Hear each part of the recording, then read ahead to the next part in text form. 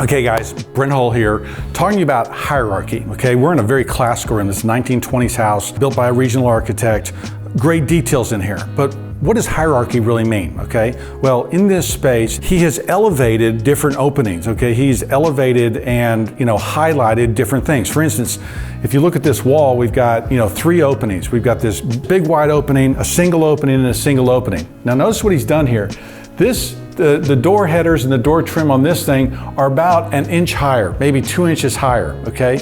Notice too, we've got cross-headed corners, okay? That's those shoulders and stuff that happen in classical design. And then look how they've also elevated this whole opening here. They've got a pilaster, right? And a full entablature above, okay? So if you just look at this wall and the way it's organized and everything else, we've got 2 lower doors and then this main door which has been elevated. And they've wrapped this thing with a full entablature. So I've got an architrave, a pulvinated frieze, that's what that little pulvination is, and then a full cornice with a dentil, okay? Now, they've got the cornice only runs around this room, okay? It is not the full entablature. So this is a great way of highlighting a door because it means you can put door casing on in a frieze and tie it to your crown molding, but then your crown molding wraps around the room. So if, for instance, if I was going to do it on this door, I would build an exaggerated decorated frieze over this thing that ties into that cornice. But they've done it a couple different ways in here, and so there is a hierarchy between rooms.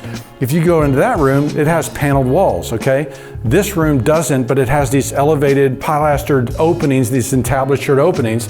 And then if we peek into the dining room, you see that they have cross-headed corners, but they also have this little kick up in between. So if we look at the hallway doors, there's no cross-headed corners. The casings are a little bit smaller. It's simpler, right? If you go to the door into the kitchen, there's no cross-headed corners, nothing there. So this is what I mean by hierarchy. What we've done is we've elevated certain openings, we've given it visual prominence so that when you walk in this door, you look around, you go, oh, I don't know, where do I go next? Right? This is the most prominent. It brings you into here. Then we've got this access line that brings you into these formal spaces. So just a real quick video. I'm standing in this house. We're doing a video on my windows, but I wanted to show you this because it's a great representation of how to elevate certain openings, and give prominence and detail to different elements, all with moldings, right? All with different trim details and trim characters, right? Give this room more prominence, help us build hierarchy. Be sure to follow me on Instagram and Facebook, Hull Millwork Hull Homes. Sign up for the newsletter. If you're watching on YouTube, hit the subscribe button. I'm Brent Hull. Thanks for watching.